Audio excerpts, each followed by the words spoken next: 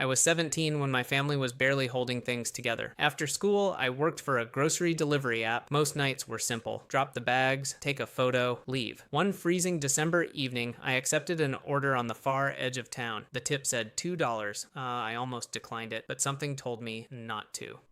When I knocked, an elderly man opened the door slowly. An oxygen tube rested beneath his nose. His hands trembled as he tried to lift the bags. I wasn't supposed to enter the house, but I did. The place was quiet, too quiet. No TV, no voices, just the sound of his breathing machine. As I placed the groceries on the counter, I noticed how empty his kitchen was. Before I left, he asked softly, "Would you mind coming by next week? I don't drive anymore." I hesitated. Then I said yes. Every Saturday after that, I stopped by. Sometimes I brought extra bread or soup. Sometimes we just sat at the table and talked. He told me about his late wife, about the hardware store he used to own, about how silence feels heavier than noise. One evening, he handed me an envelope. I tried to refuse it. He smiled and said, "You didn't just deliver groceries. You reminded me I still matter." The following week, I arrived and saw an ambulance outside. He had passed away in his sleep. I thought that was the end of the story. 2 months later, I received a letter from a law office. Inside was a note in his handwriting. "You showed up when you didn't have to. That tells me who you are. I've set aside a small fund for your education. Make something meaningful out of it." It wasn't millions, but it was enough. Enough so I didn't have to work 2 jobs anymore. Enough so I could finally focus on school. Today, I'm graduating college